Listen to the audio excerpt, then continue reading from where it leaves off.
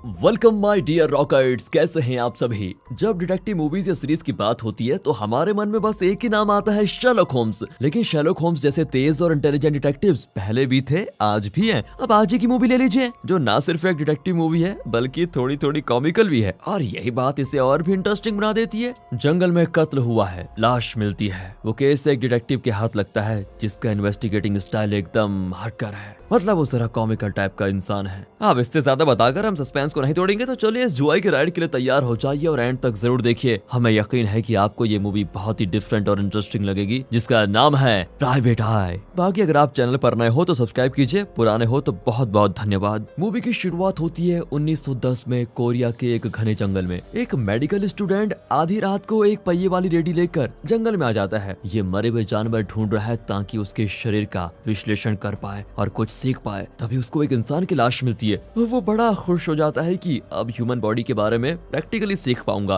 कितना डेडिकेशन है इस बच्चे के अंदर, देखो जरा। वो उसे खींच ले जाता है और यहाँ मूवी का टाइटल प्राइवेट आई डालकर होती है मूवी शुरू। कट करके मूवी के हीरो डिटेक्टिव जोसेफ को दिखाते हैं, जो डिटेक्टिव कम और कॉमेडियन ज्यादा है। हाँ, ये टैलेंटेड जरूर है, लेकिन अपनी स्किल्स को वो पूरी तरह से यूज नहीं करता, और पैसों के लिए तो भाई कुछ भी कर सकता है। एक आदमी ने उसे अपनी वाइफ पर जासूसी करने को कहा था, तो वो एक घर की खिड़की में अपना इक्विपमेंट सेट करके देखता है। पति कहता है अब मुझे भी दिखाओ, पर अपना डिटेक्टिव कहता है कि पहले पैसा फिर एंटरटेनमेंट। वो आदमी पैसे पकड़ाकर अंदर देखता है तो आग बबूला हो जाता है। अपनी वाइफ और उसके बॉयफ्रेंड को मारने के लिए वो अंदर भागता है। तो यहाँ जोसेफ उस इक्विपमेंट को एक फ्लैश लाइट वाले कैमरे की तरह बनाकर एक शानदार शॉट लेता है, जिसमें उसका क्लाइंट अपनी पत्नी को मारने जा रहा है। बस फिर क्या था, फिर उस फोटो को लेकर वो एक न्यूज़पेपर एजेंसी को बेचकर ढेर सारे पैसे ले लेता है। देख लिया इसकी शातिरी। लेकिन ये तरह पैसे कमाना क्यों चाहता है? दरअसल उसे यूएस जाने के लिए 500 वॉन की जरूरत है। वॉन यानी कि कोरिया की करेंसी। पर ये यूएस क्यों जाना चाहता है? जोसेफ कहता है कि सुना है वहाँ कई पति पत्नियां अपने पति से छुपकर अफेयर कर लेती हैं। अगर मैं वहाँ गया तो सारे पति मेरे क्लाइंट्स बन जाएंगे और मैं माला माल। अगले सीन में दो छोटी लड़कियां बड़ी मेहनत से किसी सर्कस का पोस्टर चिपका रही होती हैं, पर जोसेफ उस पोस्टर के ऊपर अपना एड चिपका देता है कि लापता लोगों का पता लगाना हो तो मुझे कांटेक्ट कीजिए। कट करके एक सर्जरी को दिखाते हैं, जिसमें इन्फेक्शन की वजह से एक आदमी का हाथ काटा जा रहा है। उस जमाने में एनेस्थीसिया नहीं दिया जाता था। पेशेंट दर्द से तड़प रहा होता है। चीफ डॉक्टर के कोई भी स्टूडेंट्स ठीक से उन्हें असिस्ट नहीं कर पाते, लेकिन एक नया स्टूडेंट उनकी बड़ी मदद करता है। उस आदमी की एक नस काटने के लिए सभी स्ट्रगल कर रहे होते हैं, लेकिन ये नया लड़का उस नस का पता लगाकर आराम से काट देता है। इससे चीफ डॉक्टर बहुत इंप्रेस होता है। ऑपरेशन के बाद पता चलता है कि पेशेंट के पास पैसे है ही नहीं। हाँ, ये सुनकर डॉक्टर कहता है कि उसके गाय भैंस उठा लाओ, वही हमारी फीस होगी। फिर वो नए लड़के से पूछता है कि तुमने इतनी बारीकियां कहाँ से सीखी? वो कहता है कि मैं मरे हुए जानवरों को काटकर उनके ऑर्गन्स, नर्व्स वगैरह को स्टडी करता हूँ। शाबाश बेटा, आज से तू मेरा राइट हैंड समझे। ये कहकर डॉक्टर चला जाता है। बाकी स्टूडेंट्स तो जलकर राख हो रहे होते हैं कि ये नया लड़का इतना खतरनाक कैसे हो गया, लेकिन वो बड़ा खुश होता है। इस लड़के का नाम है विलियम। दूसरी ओर जोसेफ बहुत सारे पैसे कमा चुका है। अगले सीन में एक इंस्पेक्टर और उसके असिस्टेंट को दिखाते हैं,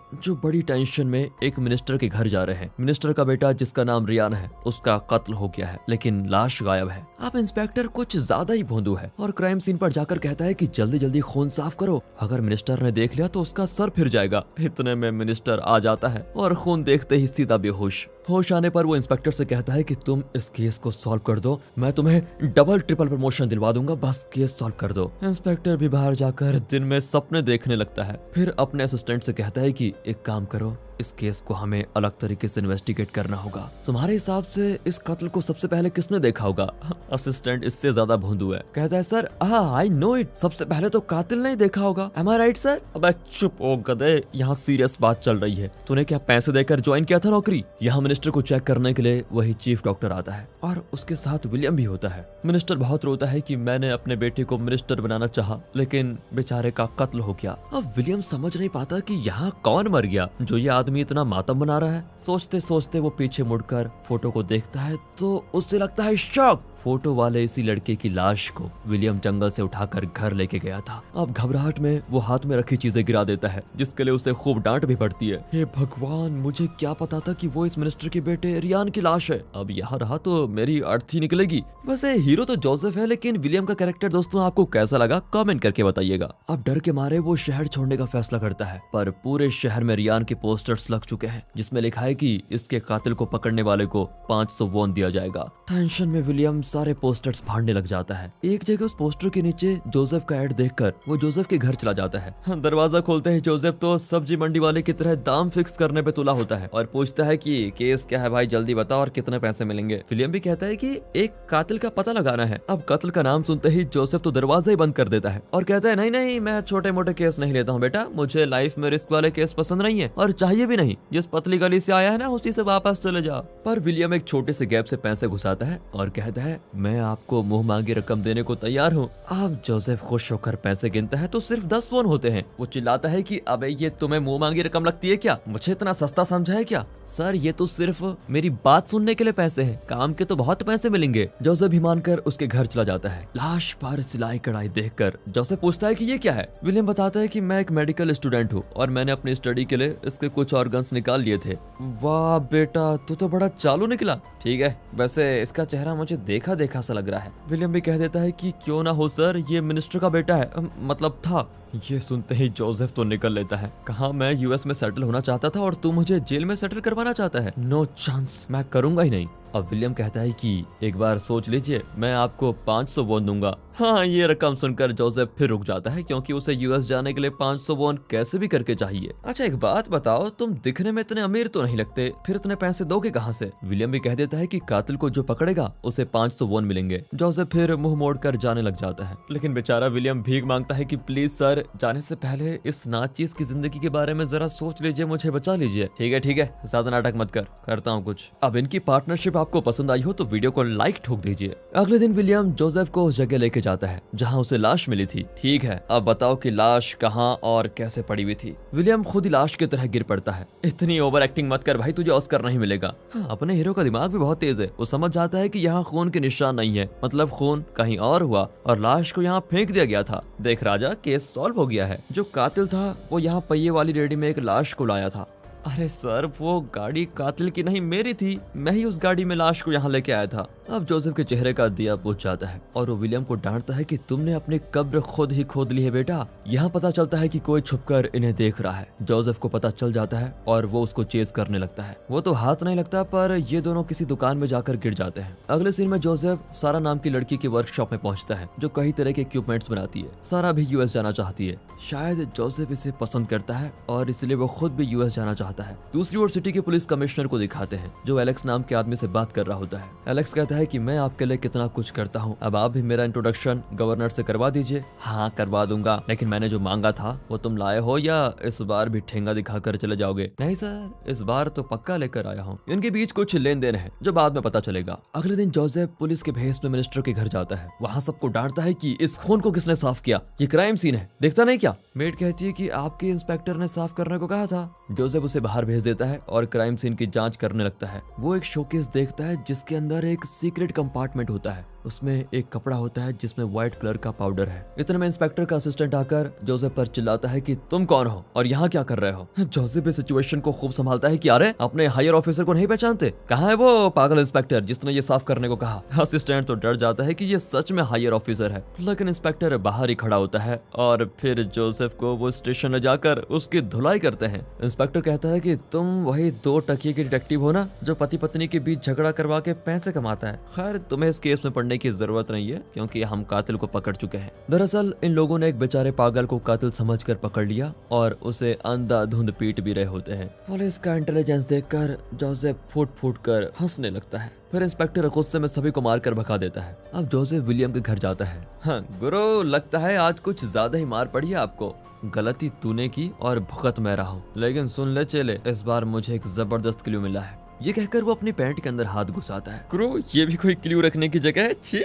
इतने में जोसेफ उसके मुंह पे क्लू फेंक कर कहता है कि ले तू भी चेक करके बता। विलियम अजीब सा मुंह बनाकर चेक करने लगता है। अगले सीन में जोसेफ मुंह में नूडल्स दबा रहा होता है। विलियम कहता है कि यार मेरी जान पे जान बनी है और आपको खाने की पड़ी है, ये लो अपना क्लू। ये तो अफीम है, एक खतरनाक नशीला पदार्थ। फिर जोसेफ और विलियम भेस बदलकर एक इलीगल क्लब में जाते हैं जिसे लोग अफीम हाउस कहते हैं। एंट्रेंस पर पासवर्ड मांगते हैं तो विलियम कहता है हमें बॉन्ग ने भेजा है। बॉन्ग का नाम सुनते ही वे दोनों को अंदर भेज देते हैं। यहाँ हर तरह की लीगल एक्टिविटीज होती है। वहाँ का ओनर पूछता है क्या सच सच में तुम्हें बॉन्ग ने भेजा है, पर वो तो 3 महीने पहले ही नर्कसदार हो गया था। क्या बात कर रहे हैं सर, कल ही तो हम पुलिया के नीचे उससे मिले थे। अच्छा बच्चू, तो बॉन्ग से ही पूछ लेता हूँ मैं। ये कहकर वो बॉन्ग को बुलाता है। तब बॉन्ग वहाँ पर आ जाता है और वो तो इन्हें जानता भी नहीं। अब वहाँ के लोग इन दोनों को घेर लेते हैं। गुरु, क्या आपको लड़ना आता है? थोड़ा बहुत तो आता है चले। ये कहकर दोनों अपने अपने कॉमिक अंदाज में मारपीट करके सभी को बेहोश कर देते हैं। आखिर वे ओनर को लटकाकर पूछते हैं कि सच बताओ, तुम रियान के बारे में क्या जानते हो? वो नहीं बताता तो जोसेफ उसके नशीले पदार्थों का स्टॉक हवा में उड़ाने लगता है। तो अब जाकर वो मुंह खोलता है कि रियान नशीले पदार्थों का आदी था, रोज यहाँ कर खूब नशा करके चला जाता था। 4 दिन पहले मैंने उसे देखा था, लेकिन नशा करके वो घर नहीं बल्कि डूपमंग नाम की एक जगह पर गया। बस मैं इतना ही जानता हूँ। अब जोसेफ और विलियम तुरंत डूपमंग जाते हैं, पर वहाँ एक खाली ग्राउंड के अलावा कुछ नहीं होता। यहाँ कमिश्नर खून के दाग वाले एक कपड़े को काट रहा होता है। ये जरूर कोई गलत काम कर रहा है। तभी दरवाजे पे कोई आता है। कमिश्नर दरवाजा खोलता है तो वहाँ एलेक्स खड़ा होता है, जो कमिश्नर के लिए लड़कियों को लेके आता है। वो अचानक चाकू निकालकर कमिश्नर के पेट में घुसा देता है। कमिश्नर तड़पते हुए पूछता है कि तुमने ऐसा क्यों किया? कट करके दिखाते हैं कि जंगल में जिस स्पॉट पर रियान की लाश थी, उसी जगह पर अब कमिश्नर की लाश पड़ी होती है। न्यूज़पेपर में छप जाता है कि अगर पुलिस कमिश्नर की ये हालत हो सकती है तो आम जनता का क्या होगा। मिनिस्टर इंस्पेक्टर पर बरस पड़ता है कि पहले मेरा बेटा और अब कमिश्नर मारा गया। तुम प्रमोशन तो भूल जाओ, और अगर जल्दी कातिल को नहीं पकड़ा तो तुम्हारी नौकरी पक्का जाएगी। अगले सीन में इंस्पेक्टर एलेक्स से मिलने जाता है और पूछता है कि मैंने तुम्हें रियान से मिलवाया, फिर उसका कत्ल हो गया, फिर कमिश्नर से मिलवाया, अब उसका भी वही हाल हुआ है। सच बताओ, क्या तुमने उन दोनों को मारा है? एलेक्स कहता है कि आप मुझे कई लोगों से मिलवा चुके हैं, तो क्या वो सब मर रहे हैं? नहीं ना, रियान और कमिश्नर के कई दुश्मन होंगे, उन्हीं में से किसी ने उन्हें मारा होगा। अब कमिश्नर के शव स्टेशन के लिए चीफ डॉक्टर विलियम को भी लेके जाता है। विलियम नोटिस करता है कि रियान को जिस तरह से काटकर उसका कत्ल किया गया था, बिल्कुल वैसे ही कमिश्नर को भी मारा गया है। चीफ डॉक्टर बताता है कि जिस चाकू का इस्तेमाल हुआ है वो दोनों तरफ से तेज था और 8 इंच का था। वहाँ जोसेफ विलियम के घर पर होता है और रियान की लाश को बहुत ध्यान से देख रहा होता है। वो भी इसी नतीजे पर पहुंचता है कि ये दोनों कत्ल एक ही तरह से किए गए हैं। यहाँ विलियम को कमिश्नर के मुंह में एक कपड़ा मिलता है। वो चुपके से कपड़ा निकालकर अपने साथ घर ले आता है और कहता है कि मुझे एक इम्पोर्टेंट क्लू मिला है। 8 इंच वाला चाकू वही ना? हाँ गुरु, आपको कैसे पता चला? अबे तभी तो मैं तेरा गुरु हूँ, आगे बोल। कमिश्नर के मुंह में ये कपड़ा था और मेरे ख्याल से जब कातिल कमिश्नर को मार रहा था तो शायद कमिश्नर ने अपने बचाव में उसे काटा होगा और उसके ड्रेस का ये टुकड़ा कमिश्नर के मुंह में फंस गया होगा। जोसेफ विलियम को शाबाशी देता है कि वाह बेटा, मेरे साथ रहकर तो भी इंटेलिजेंट हो गया है। अब दोनों उस कपड़े को लेकर सारा के पास जाते हैं। वो अपनी लैब में उस कपड़े को टेस्ट करके बताती है कि ये डिफरेंट टाइप का कपड़ा है, इसमें फूल वगैरह बने हुए हैं। इस तरह के कपड़े तो सर्कस के लोग पहनते हैं। सर्कस शब्द सुनते ही जोसेफ को उस पोस्टर की याद आती है जिस पर उसने अपना पोस्टर चिपकाया था। वो तुरंत वहां जाकर अपना पोस्टर निकालता है तो उस सर्कस का पोस्टर देखता है जो डूपमंग में होने जा रहा है। रियान भी इसी जगह पर गया था। वे फिर वहां जाकर पता लगाते हैं कि वहां सर्कस हुआ करता था। अब जोसेफ को पता चल चुका है कि रियान का डूपमंग जाना, वहां सर्कस का लगना और उस सर्कस का ड्रेस कमिश्नर के मुंह में पाया जाना, ये सब कहीं ना कहीं कनेक्ट हो रहा है। बस उस लिंक का पता लग जाए तो ये केस सॉल्व हो जाएगा। अब वो सर्कस दूसरी जगह लगा होता है तो वो दोनों वहां जाते हैं और वहां स्टेज पर आता है एलेक्स। वो इस सर्कस में ह्यूमन टारगेट पर चाकू फेंक कर करतब दिखाता है। वो ऑडियंस से पूछता है कि कौन दिलेर मेरे चाकू का टारगेट बनना चाहता है। इस पर जोसेफ अपना हाथ उठाता है, लेकिन जब पता चलता है कि एलेक्स अपनी आंखों पर कपड़ा बांधकर तब चाकू फेंकेगा तो जोसेफ गिड़गिड़ाने लगता है। लेकिन वो एक समझदारी का काम भी करता है। वो कहता है कि अगर मैं आखिर तक यहाँ जिंदा खड़ा रहा तो मेरी दिलेरी के लिए तुम्हें एक गिफ्ट देना होगा। मुझे तुम्हारा एक चाकू चाहिए। एलेक्स मान जाता है और अंत में जोसेफ पर चाकू ना लगने की वजह से एलेक्स उसे अपना चाकू गिफ्ट दे देता है। अगले सीन में जोसेफ रियान के पेट में एक फनल घुसाता है जहाँ उसे चाकू लगा था। फिर उसमें मोम डालकर कुछ देर के बाद बाहर निकालता है तो ठंडा मोम एक चाकू की शेप में निकलता है और इस मोम के चाकू को एलेक्स के चाकू से कंपेयर किया जाता है। दोनों हूबहू मैच करते हैं। वाह गुरु, आपने तो केस सॉल्व कर दिया। चलो मिनिस्टर को बताते हैं। अबे सुन नालायक, हमने सिर्फ कत्ल का वेपन ढूंढा है, कातिल को नहीं। दिमाग के घोड़े दौड़ा आपने, समझे? Yes boss. ये करके विलियम शांत हो जाता है। यहाँ सर्कस के लोगों को दिखाते हैं जहाँ एलेक्स एक लड़की को रस्सी से लटकाकर ये पूछता है कि तुम्हारी हिम्मत कैसे हुई यहाँ से बचने की। ये बहुत ही क्रूर किस्म का मालूम होता है। वो उसे गर्म चिमटे से जलाने जाता है, फिर उसकी बहन को खींच कर लेके आते हैं और एलेक्स उसके पास जाता है। उस पर भी चिमटा चिपकाने जाता है। तभी बड़ी लड़की चिल्लाती है कि प्लीज उससे कुछ मत करो, वो बड़ी बड़ी हो गई है। ये सुनकर तो वो एलेक्स हंसता है। उस रात वो बड़ी लड़की की रस्सी खोल देता है और उससे माफी मांगता है। समझ में नहीं आता इसका कैरेक्टर कैसा है, कभी कुछ करता है कभी कुछ। खैर इसका सस्पेंस तो बाद में खुलेगा। अगले दिन जोसेफ और विलियम सर्कस वाले जगह पे आ जाते हैं और ओनर से कहते हैं कि हम प्रेस से आए हैं और आपके सर्कस की प्रमोशन करना चाहते हैं। मुफ्त के प्रमोशन को कौन इनकार करेगा। ओनर मान जाता है और इन्हें सर्कस आर्टिस्ट की फोटो खींचने की परमिशन मिल जाती है। जोसेफ चेक करता है कि कहीं किसी की ड्रेस फटी भी तो नहीं है। विलियम देखता है कि दो छोटी बच्चियां मजबूरन बहुत मुश्किल काम कर रही है। विलियम उन पर तरस खाकर मदद करने लगता है। वो नोटिस करता है कि बड़ी लड़की की पीठ पर बड़े बड़े घाव हैं और लगता है उन्हें यहाँ बहुत ही टॉर्चर किया जाता है। जोसेफ एक सीक्रेट रूम में घुसने की कोशिश करता है लेकिन ओनर उसको रोक देता है और बताता है कि ये रिंग मास्टर का कमरा है, यहाँ हर किसी को अलाउ नहीं है। फिर जोसेफ सारा को एक लेटर भेजता है कि तुम्हारा गैस सही था, इसमें सर्कस का कोई ना कोई कनेक्शन तो जरूर लग रहा है। मुझे रिंग मास्टर पे शक है। वो कभी बच्चों के साथ बुरा बिहेव करता है तो कभी प्यार से बात करता है। अगर तुम पता लगा सको कि इस शहर में इस सर्कस के बारे में और रिंग मास्टर के बारे में कैसी अफवाहें फैली हुई है तो मेरे लिए वो इन्फॉर्मेशन यूजफुल रहेगी। सारा तुरंत काम पे लग जाती है। वो उन जगहों पे जाती है जहाँ बड़े घर के लोग मिलते हैं। उनके बीच हो रही गपशप को वो सुनने लग जाती है। कट करके इंस्पेक्टर को दिखाते हैं जो एलेक्स को बताता है कि मिनिस्टर ने उसे 2 दिन का टाइम दिया है। अगर तब तक कातिल और रियान की लाश का पता नहीं चला तो मेरी नौकरी चली जाएगी। इन दोनों के बीच कोई डीलिंग चल रही है। अब एलेक्स कहीं से एक लाश उठा लाता है और उसे कुछ केमिकल्स की मदद से ऐसे सेट करता है कि मानो वो रियान की लाश है और इतने दिनों में सड़ चुकी है। इंस्पेक्टर एक गरीब आदमी से मिलता है जो अपने हाथ के ऑपरेशन के लिए चीफ डॉक्टर को फीस नहीं दे पाया था। इंस्पेक्टर उसे कत्ल का इल्जाम अपने सर लेने को कहता है और प्रॉमिस करता है कि तुम्हारी फैमिली को मैं पैसे दूंगा। वो बेचारा भी पैसों के लिए मान जाता है। अगले दिन पुलिस उसे प्रेस के सामने लेके जाती है और कहती है ये खुद हमें रियान की लाश दिखाने जा रहा है। वहाँ इंस्पेक्टर की सेट की भी दूसरी लाश पड़ी होती है। सड़ने की वजह से चेहरा भी पहचान में नहीं आता और लोग मान लेते हैं कि ये रियान है। पर जोसेफ स्टेशन जाकर इंस्पेक्टर को रियान की लाश की फोटो दिखाता है जिसको देखकर तो इंस्पेक्टर चौंक जाता है और कहता है ये तुम्हारे पास कैसे आई। जोसेफ बताता है कि कातिल आगे भी कत्ल करेगा और अब तुम भी फंस जाओगे क्योंकि तुमने जिसे पकड़ के रखा हुआ है वो कातिल नहीं है। मुझे 3 दिन का टाइम दो, मैं असली कातिल को पकड़ के लेके आऊंगा। अब इंस्पेक्टर कहता है कि मुझे तो सिर्फ 2 दिन का टाइम मिला है, उसके अंदर तुम कातिल को पकड़ लाओ वरना मेरी तो नौकरी चली जाएगी। अगले सीन में जोसेफ सर्कस में घुसकर उस फटे हुए ड्रेस का पता लगा ही लेता है लेकिन तब उसके सर पर कोई वार करता है। यह है एलेक्स। जोसेफ उससे खूब लड़ता है और कहता है कि मेरे पास तुम्हें कातिल साबित करने के लिए पक्का एविडेंस है, अब तुम बच नहीं सकते। पर एलेक्स हंसने लगता है। यहाँ रिवील होता है एक ट्विस्ट। पीछे से जोसेफ की गर्दन पर चाकू रखा जाता है। जोसेफ मुड़ता है तो वहाँ एलेक्स का हमशक्ल खड़ा होता है। ये दोनों ट्विंस हैं। दोनों जोसेफ को मार मार कर अंदर ले जाकर बंद कर देते हैं। फिर एलेक्स अपना सर्कस शो शुरू करता है। टेंट के अंदर उसका जुड़वा भाई रेक्स जो थोड़ा नरम दिल है वो जोसेफ से बात करने जाता है। यहाँ समझ में आता है कि एलेक्स कभी अच्छा कभी बुरा क्यों बिहेव करता है। दरअसल एलेक्स बुरा है लेकिन उसका जुड़वा भाई रेक्स बहुत ही अच्छा है। वो जोसेफ से कहता है कि अगर तुम पुलिस वाले नहीं हो तो अभी यहाँ से चले जाओ वरना मारे जाओगे। ये कहकर वो जोसेफ को खोल देता है। शो में वो बड़ी लड़की जिसे एलेक्स ने टॉर्चर किया था वो कलाबाजी दिखाने के लिए तैयार होती है लेकिन उसकी आंखों में आंसू हैं क्योंकि वो अपनी मर्जी से ये सब कुछ नहीं कर रही है और रोज के टॉर्चर से वो जिंदगी से नफरत करने लगी है। दूसरी ओर उसकी छोटी बहन बहुत ही खुश नजर आती है। इसी बीच विलियम आकर जोसेफ को वहाँ से लेके जा रहा होता है। इस शो को देखने के लिए शहर के बड़े बड़े गवर्नमेंट ऑफिसर्स भी आए हैं जैसे गवर्नर, मिनिस्टर्स वगैरह। एलेक्स की उन सभी से बहुत अच्छी जान पहचान है। एक और एलेक्स घिनौना काम कर रहा होता है लेकिन दूसरी ओर रेक्स एक कोने में बैठकर सर्कस देख रहा है। तभी अचानक बड़ी लड़की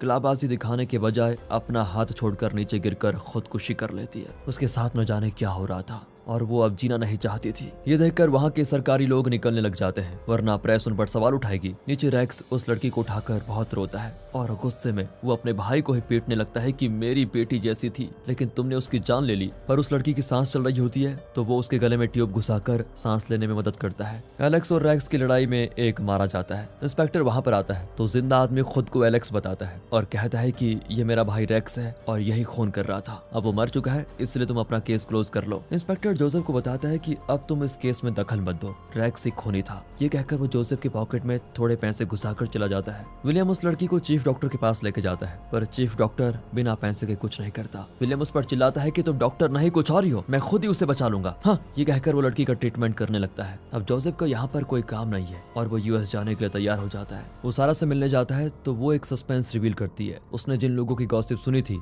उसमें पता चलता है कि पुलिस कमिश्नर बहुत ही गिरा हुआ आदमी था जो छोटी बच्चों के साथ बहुत बुरा करता था और बुरा काम करते हुए उनके कपड़े में जो खून लगता था उसे संभाल कर रखता था। ऐसा साइको था वो। ये सुनकर तो जोसेफ का सर चकराने लगता है। अब इस केस की सारी पहेलियां सुलझने लगती हैं। एलेक्स छोटी लड़कियों को खरीदकर शहर के बड़े आदमियों के पास बेचने वाला दलाल है। वो उन लड़कियों को सर्कस में काम देने के बहाने लेके आता था, लेकिन उन्हें बड़े बड़े ऑफिशियल्स के पास भेजकर बहुत पैसा कमाता था। उसके जुड़ा भाई रैक्स को ये सब कुछ ठीक नहीं लगता था, इसलिए वो उन बड़े ऑफिशियल्स को एक एक करके खत्म करने लगा। रैक्स अच्छा आदमी था, लेकिन अब वो मर चुका है और एलेक्स जो बुरा आदमी है वो जिंदा है। आगे भी वो छोटी बच्चों को अपना शिकार जरूर बनाएगा। ये सोचते सोचते जोसेफ सीधा सर्कस में जाकर ओनर को मारता है कि सच बताओ उस लड़की की बहन को कहाँ भेजा गया है। वो बताता है कि वो गवर्नर के घर में है। जोसेफ को आता है गुस्सा और वो एंटर करता है गवर्नर के बंगलों में। इससे पहले कि गवर्नर बच्ची को हाथ लगा पाए, जोसेफ उसे पकड़कर बुरी तरह पीटता है और उसका मुंह तोड़ देता है। बच्ची बेचारी रो रही होती है और जोसेफ उसे दिलासा देता है कि बेटी कुछ नहीं होगा, सब कुछ ठीक हो जाएगा, डरो मत। फिर गवर्नर को पकड़ाकर कहता है कि 9 साल की बच्ची के साथ तुम जैसे गवर्नर को जिंदा नहीं रहना चाहिए। गवर्नर भी उसको धमकाता है कि तुम मेरी पावर को नहीं जानते। जोसेफ कहता है कि मुझे मर्दों की पावर जानने की जरूरत नहीं है। ये कहकर जोसेफ अपने गन निकालकर उसे शूट कर देता है। अगले सीन में जोसेफ, सारा और विलियम ये डिस्कस करते हैं कि इस शहर के सारे बड़े ऑफिशियल्स नीच निकले और फिलहाल सबका खात्मा हो चुका है। यहाँ के लोगों को सिर्फ एक कहानी की जरूरत है और वो कहानी हम उन्हें सुनाएंगे। इस पर तो विलियम स्माइल करता है। दूसरी ओर जोसेफ उस बच्ची को बचाकर वापस सर्कस में छोड़ देता है। उसे खून से लथपथ देखकर एलेक्स चौंक जाता है और तुरंत गवर्नर के घर जाता है। उसे डर है कि कहीं गवर्नर को कुछ हो ना गया हो। इसी बीच विलियम और सारा गवर्नर की लाश को उसी तरह तैयार करते हैं जिस तरह पिछली 2 लाशें पाई गई थी। शरीर पर उस तरह के घाव वगैरह सेट करते हैं। फिर जोसेफ जाकर इंस्पेक्टर को बताता है कि आपको धोखा हुआ है, जो मरा था वो रैक्स नहीं एलेक्स था और रैक्स एलेक्स बनकर आपको धोखा दे रहा है। अब इंस्पेक्टर पूछता है कि तुम्हारे पास इसका क्या सबूत है। जोसेफ कहता है कि पिछले 2 कत्लों की तरह उसी मेथड से गवर्नर का भी कत्ल हो गया है, आप जाकर देख लीजिए। अब पुलिस तुरंत गवर्नर के घर पहुंचती है, लेकिन इस बात से बेखबर एलेक्स गवर्नर के घर जाकर देखता है तो गवर्नर मरा पड़ा होता है। एलेक्स चौंक जाता है कि रैक्स तो मर गया, फिर उसी स्टाइल में गवर्नर को किसने मार डाला। तभी पुलिस वहां पर पहुंचती है। एलेक्स बार बार कहता है कि देखो इंस्पेक्टर, मैं एलेक्स हूँ, मुझ पर विश्वास करो। लेकिन इंस्पेक्टर विश्वास नहीं करता, तो एलेक्स उसके पैर पर चाकू घोंपकर उस इंस्पेक्टर को बेहोश कर देता है। अब एलेक्स रियलाइज करता है कि यहाँ जरूर कोई गड़बड़ हुई है। तभी जोसेफ आकर कहता है कि इस सीन को क्रिएट करने के लिए हमें बहुत मेहनत करनी पड़ी एलेक्स। ये कहकर वो गवर्नर की लाश को लात मारता है तो पता चलता है कि गवर्नर मरा ही नहीं। दरअसल वो एलेक्स के मुंह से सच सुनना चाहता था, इसलिए उसने ऐसी सेटिंग की। इस पर एलेक्स और जोसेफ के बीच घमासान लड़ाई होती है और दोनों दीवार तोड़कर एक सीक्रेट रूम में पहुंचते हैं। वहाँ हर तरफ अफीम नाम का नशीला पदार्थ रखा होता है। पूरे शहर को ये पदार्थ यहीं से सप्लाई किया जाता था। तब जोसेफ को पता चलता है कि एलेक्स इन गवर्नमेंट ऑफिशियल से अफीम लेता था और बदले में उनके पास छोटी लड़कियों को भेजता था और अफीम को बेचकर पैसे कमाता था। अगले दिन न्यूज छपती है कि शहर का अफीम माफिया पकड़ा गया और सारा स्टॉक डिस्ट्रॉय कर दिया गया है। विलियम कहता है कि मुझे मेडिकल प्रोफेशन से ज्यादा आपका प्रोफेशन इंटरेस्टिंग लगता है। दोनों पार्टनर बनकर और भी केसेस को सॉल्व करने का फैसला करते हैं। तभी कुछ लोग इनसे मिलने आते हैं। वे बताते हैं कि हम तुम दोनों को बहुत ध्यान से वॉच कर रहे हैं, तुम दोनों कमाल के डिटेक्टिव्स हो, क्या तुम मेरे लिए काम करोगे? तुम्हें मेरा एक सीक्रेट लेटर ढूंढना है, लेकिन इस काम में बहुत ज्यादा खतरा है। विलियम पूछता है कि कैसे खतरे आएंगे? जोसेफ कहता है कि खतरनाक काम तो हमें बहुत पसंद है, बस आप पैसों की बात कीजिए, कितना मिलेगा? वो आदमी जोसेफ को